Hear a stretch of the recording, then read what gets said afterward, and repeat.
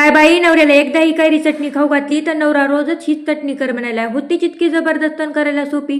Tomato आणि कैरी स्वच्छ धुवून घ्यायचे. टोमॅटोचे एकाचे 2 भाग करायचे. कैरीचे पण एकाचे 2 भाग करून घ्यायचे. तयात थोडेसे तेल टाकले. टोमॅटो, कैरी, लसूण, मिरची टाकून झाकून वाफून घ्यायचे.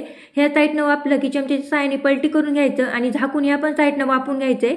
दोन्ही साईडनं वाफलं की एका प्लेटमध्ये सर्व जिन्नस काढून घ्यायचे आणि थंड करून घ्यायचे. थंड झालं की टोमॅटोवरचं साल काढून घ्यायचे. आता आपण चटणी कुटून घेऊया. खलबत्ता घेतलाय. खलबत्त्यामध्ये चमच्याच्या साहाय्याने कैरीमधला संपूर्ण गर काढायचा. सगळे जिन्नस टाकायचे आणि खलबत्त्यात बारीक असे कुटून घ्यायचं. नंतर यामध्ये बारीक चिरलेला कांदा, लाल तिखट, मीठ टाकून चांगलं मिक्स करायचं. नंतर यामध्ये टाकायची बारीक चिरलेली कोथिंबीर, पुन्हा चांगलं मिक्स करायचं. आता आपण तडका देऊया चटणीला. तेलामध्ये इथे जिरे, मोहरी, कढीपत्ता टाकायचा. कडकडीत फोडणी करायची आणि चटणीमध्ये वतायची. चांगलं हे मिक्स करून घ्यायचं. वरून बारीक चिरलेली कोथिंबीर टाकायची.